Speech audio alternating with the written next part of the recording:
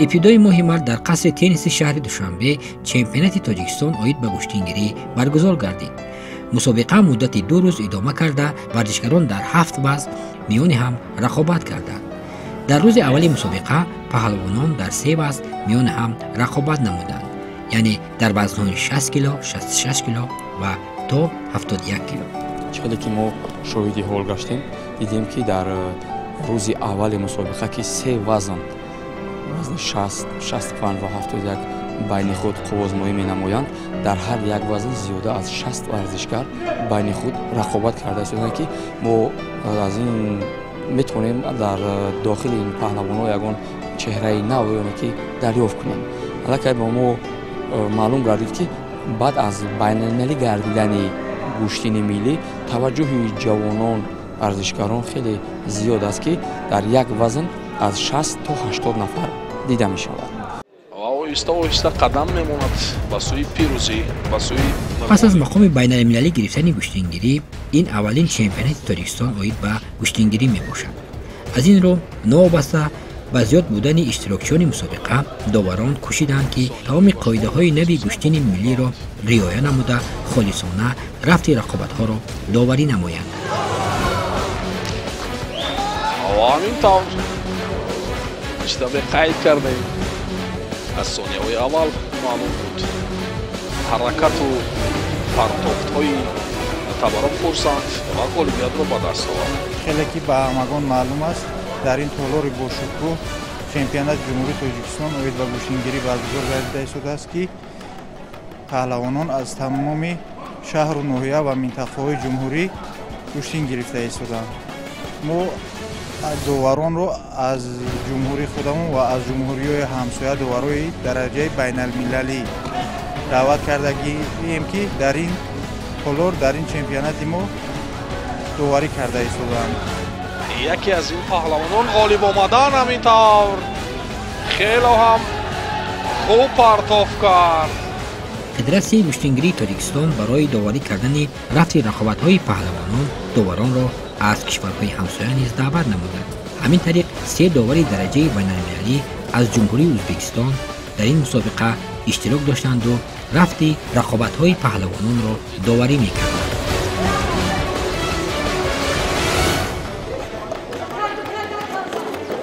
حالا کوشش‌های حلال غالب زاده قربانعلی. البته با گشتینگیری سپورت جدا گشتینگیری یکی از ورزش‌های زیبا بوده تاریخ خیلی طولانی دارد. گشتینگیری ورزش مردمی است. زمان امتیاز دادن به ورزشگر کار داوران را خیلی آسان می‌کند. مثلا چند سال قبل تنها با امتیاز حلال ورزشگر صاحب پیروزی می‌شد.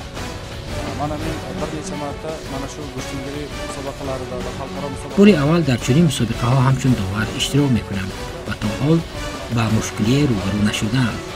هدف اساسی داور در مسابقه های گشتینگیری این خالصانه داوری کردن است. درست داشتن از آستین رقیب آگاهی با عبادالله اسماعیلوف و بار دیگر از همین روش و این نوبت پهلو به او گذاری می شود. مرتبه سوم است که با سر سیوجی برای در سطح بالا برگزار نمودن این چهاربینی و از روی عدالت داوران ما از جمهوری همسایه ازبکستان ما 3 داور سطح بین المللی دعوت نمودیم و 1 داور از جمهوری اسلامی ایران راهبری داوران آسیایی دعوت نمودیم که این مسابقه را در سطح بالا داوری نمایند. البته اونقدر خوب هم نیست و این پایزنی ولی محمد بالاخره با امتیاز حلال جمع بست میگردد. چون گفتیم تجربه خوب هم دارد ولی محمد باقی. در مراسم ابتدای مسابقه قید گردید که حکومت جمهوری تاجیکستان برای رشد ساحه ورزش اهمیت جدی داده خاصه در سمت احیای ورزش‌های ملی و عمومیت آن در جامعه کارهای زیادی را همه‌ساله انجام می‌دهد. گشتینگیری یکی از ورزش‌های قدیمی مردم تاجیک و حساب رفته همیشه در جشن و تنتنه‌های عمومی ملی‌مان همچون یک رمز دلیری، شادی و خوشبختی مردم گذرانیده می‌شود. از اینجاست که توسط تلاش‌های حکومت جمهوری ترکستان سال گذشته گشتین ملی ما مقام بین المللی را گرفت. در روز اول مسابقه چقدر که ما شاهد حال هستیم وزن 65 و 70 کیلوگرم آزمایی دارند. در روز دوم مسابقه پگاه وزن های 78 86 95 و جمع 95 بین خود آزمایی می نمایند. ورزشکارانی که در چمپیونات جمهوری تاجیکستان یعنی که در همین مسابقه غالب و جایزه دار می‌گردند، یعنی که راحت با مسابقه های سطح بین المللی گشتنگیری را صاحب می‌گردند. هم غالب جای یکم و هم جایزه دارانی جای دوم و سوم، یعنی که راحت با مسابقه های سطح بین المللی می‌گیرند. و همینطور دوستان عزیز رقابت‌های قهرمانی تاجیکستان با ایستگی به مرحله فینالی رسید و در وزن تا 60 کیلو در رقابت نهایی سامان علاموف و مسلم بیگ کریموف بین هم قوازمایی کردند. در نتیجه مسلم بیگ در این رقابت پیروز گردیده چمپیون تاجیکستان اوید به گشتنگیری گردید. جایهای سوم را باشد عبدالستار عبدالرحیموف و عیسی قادریزاده صاحب شدند.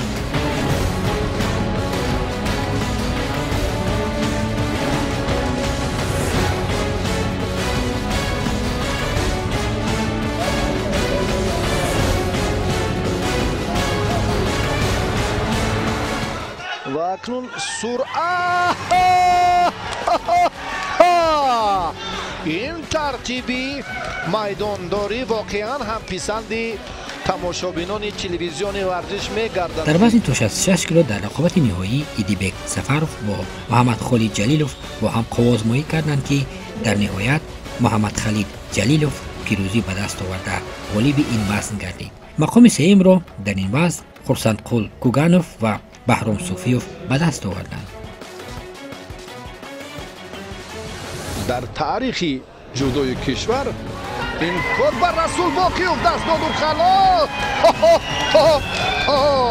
حلال است. من فکر میکنم این پهلو نیست. این بله انا این کاری دیگر این شکلی. در وزن تا 71 کیلو باشد در فینال مولا رجب خلیفایوف با فردوس اولیموف رقابت کردند.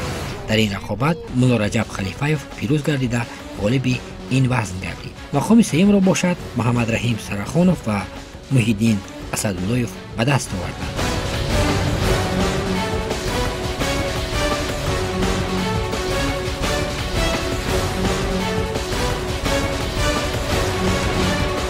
امید فدراسیا از این مسابقه ضرور میباشد که چهره‌های نو، چهره‌های یعنی که پرقوت چالوک را دریافت نمایند و بیرون از جمهوری قوازمایی نمایند و پرچم جمهوری تاجیکستان را برافشانند. ورزشی درجه جمهوریوی هست و در برابر در روز دیگر رقابت‌ها در 4 وزن ادامه یافت. در چمپیونات تاجیکستان اوید به گشتنگیری ورزشکاران از شهر دوشنبه، ناحیه‌های تابع مرکز، ولایت ختلان، بدخشان و ولایت سوخت اشتراک داشتند. به گفته سرمربی فدراسیون گشتنگیری ولایت سوخت شاهین گلوف، از ولایت سوخت در این مسابقه بیشتر از 20 نفر ورزشکار اشتراک دارند. امروز در این مسابقه جمهوری زیاده از 20 نفر بهترین پهلوان‌های ولایت سوخت اشتراک دارند. آنها برای این مسابقه آمدن قریب 2 ماه میشد که مشق تمرین دست جمعانه کرده ایستادند. با یک آمادگی قوی، با یک تئوری خوب به این مسابقه آمدن. امید داریم که از اینجا 2-3 میدان طلا را به ولایت سوخت بیاریم. برای این در این مسابقه اشتراک کردن ما دو مرحله را گذرانده پهلوان‌هایی که در ناحیه‌ها جایهای نمایش را گرفتن در ولایت اشتراک کردن. دوم مرحله کسی که در آنجا جای یکم، دوم، سوم را غالب اشغال کرد و اینجا راحت گرفتن. برتری کامل باشد چون قایم هم ورزشکاری که از سلاله پهلوان ها رویده ولی این حلال است. بله اما سپیدین خلیل زاده بار دیگر اثبات کرد که قدرت و توان و استعدادش در برابر قایم شکرانوف برتر هست. در وزن تا 78 کیلو در رقابت نهایی قایم شکرانوف و سپیدین خلیل زاده قوازمایی کردند که در نهایت سپیدین خلیل زاده پیروزی به دست آورد. مقام‌های سوم این وزن را فرهاد رحمت‌الله و رسول سعیدов صاحب شدند. سبب اون بود که خیلی من برای مسابقه زیاده از 1-2 ماه میشه که تمرین کرده است. سحر بگم تمرین کرده استم که برای مسابقه شروع کنم و از تمرین ها باشه یا از چی باشه که من سزاوار جای اول شدم. حریف پنجمی من که فرهاد رحمت‌الله بیگ می باشد که اون بسیار حریف پرقوت می باشد و بتوانم اون را مغلوب کردم. با فرهاد رحمت‌الله بیگ بار دوم است که من اشتراک کنم. بار اول در روشین جودو من با اون برای جای سوم مغلوب شدم و در اینجا غالب شدم. اینک فینالی ورزشکاران یا پهلوانان دسته وزن 86 کیلو جایی که داوری درجه بین المللی چوریف سیراج‌الدین این رقابت را داوری خواهد کرد. با لباس‌های سفید این سید مختار رسولov روی تصویر نزدیک بود و سید مختار رسولov و حیدر سید اکبرزاده در وزن تا 86 کیلو در فینال با هم رقابت نمودند. در این رقابت سید مختار رسولov غالب آمد. جایهای سوم را باشد همراز رجبov و خسرو علمov صاحب شدند. سراپا عجب رقابت و عجب اجرای اصول جالبی را تماشا کردیم. سید مختار رسولov ما در کلوب پرویز صابیرov تحت روبری استاد فرخروز صابیرov مشورزی میکنیم. در یک روز 2 وقت سحر و بگاه مشق‌های دسته جمعانه داریم با ورزشگران کلوب پرویز صابیرov در آنجا تمرین میکنیم. ما باید با ورزشگران همه یک دسته منتخب شده و مشق‌های دسته جمعانه کنیم، همراه تمرین کنیم، در یک تالار باشیم تنها برای آبروی دولت و ملت خود، برای که از طرف حکومت شهر، از طرف رهبر دولت، اساسگزار صلح و وحدت ملی، پیشوای ملت محترم جناب ولی ورزشگران را بسیار دستگیری میکند. ما صمیمانه میهمانداری خود را بیان میکنیم. اگر همین گونه مسابقه زیادتر شود بچه‌ها میتوانند در عرصه بین المللی و جهانی سزاوار مدال ها شده بیرق ما را بلند میبردارند.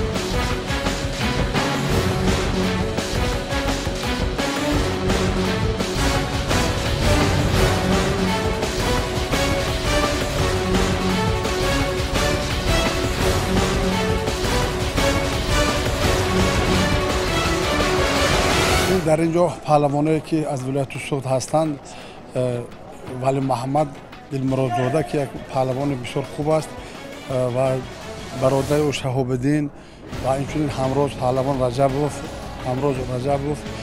محمد زاکیروف پهلوانای بسیار خوب هستند. آنها برای اینجا آمادگی بسیار خوب دیدند. ندای مخلصان را در محل برگزاری مسابقات برانگیخت. اجرای اصول از سوی هر دو ورزشگر. علی مردانov اکنون به نظر می رسد که دیگر درد پایش را هم فراموش کرده، به خط حمله بیشتر توجه کند، میکند همین کار را، ولی پای زنی و این بدن است. رقابت نهایی وزن تا 95 کیلو که سید جمال علی مردانov و عبدالقهار جورخانov با هم رقابت کردند با پیروزی سید جمال علی مردانov خاتمه یافت. مقام‌های سوم این وزن را مقصود بیردیوف و شریف خان سردارov به دست آوردند. رشته گشتنگیری در سال 2023 این هم سید جمال علی مردانov. راستی گپ این آرزوی دیرینه من بود، چون که من خیلی آمادگی داشتم برای این مسابقه. بعد پیش از این در مسابقه جودو آزمایش کردم، اونجا با آخری فینالی برآمدم. با اون جایزه سزاوار نشدم. هدف قهرمان بودم قهرمان توش نتونستم. اینجا من از دیروز آمادگی تو این جانب فقط آمادگی خوب در فکرم فقط قهرمان بودن بود. من مسابقه این آزمایش تا اینجا آوردم، از اینجا نمیخواستم که من خودم رو تسلیم شوم. باید هدف قهرمان بود، قهرمان شدم. من قهرمانی خودم رو به مادرم بخشیدم.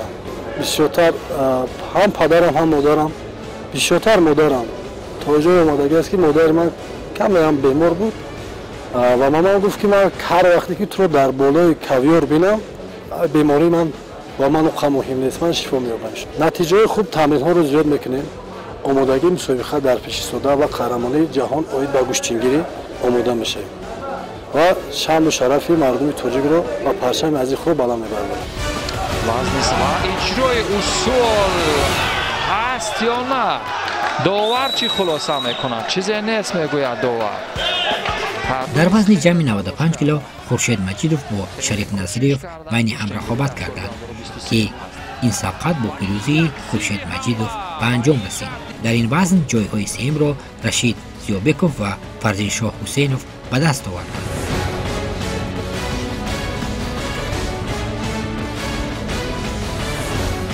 пирӯзӣ албатта ки аз тамрини зиёд вобастагӣ дорад. ман имрӯз хушбахтона сазовори медали тиллои ин мусобиқоти бошикӯҳи ҷумҳурӣ гаштам. барои ман албатта хеле хурсандиовар аст. зело ман дар 2 соли охир дар ягон мусобиқот иштирок накардам. тӯли 2 сол аст ки ман тамрини назм ҳам накарда будам ва аз поям ҷароҳат бардошта будам моҳи июни соли 2022. албатта тамрини ҷудои ман аллакай 4 моҳ аст ва ман дар тӯли 4 моҳ чемпиони тоҷикистон байни калонсолон гаштам. ин барои ман рӯҳияи зиёде насиб мегардонад. дар оянда дар мусобиқоти аз ин ҳам баландтар, яъне чемпионати осиё, чемпионати ҷаҳон ва дигар мусобиқотҳо баромад намуда парчаи миллати азизамонро баланд бардорам. дар чемпионати тоҷикистон оид ба гӯштингирӣ аз вилояти суғ беҳтарин варзишгарон иштирок доштанд. тибқи гуфтаҳои раиси федератсияи гӯштингирии вилояти суғ, қабл аз иштирок дар ин мусобиқа дар вилояти суғ мусобиқаҳо дар сатҳи маҳаллаву ноҳияҳо доир гардид ва баъдан ғолибон ба чемпионати тоҷикистон роҳ ёфтанд.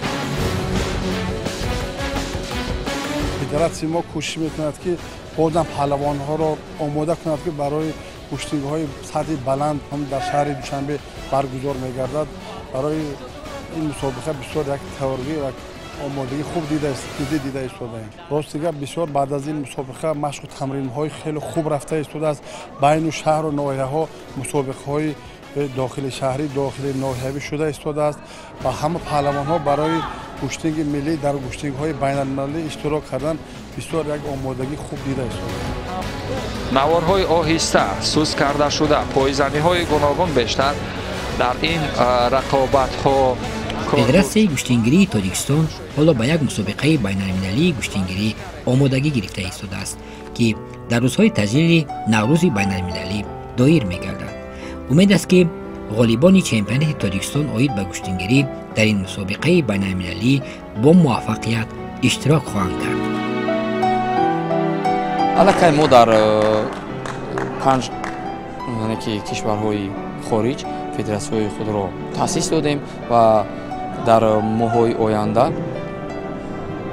боз ба нақша дорем ки дар як 10 кишвари дигар намояндагии федератсияҳои гӯштингириро таъсис додем. барои боз ҳам хубтар ва болотар бардоштани гӯштини миллӣ дар арсаи байналмилалӣ моро зарур аст ҳар чиз зудтар намояндагии федератсияҳои худро берун аз кишвар, яъне ки ба таъсис диҳем гӯштини миллиро дар сатҳи боло ҷогузор.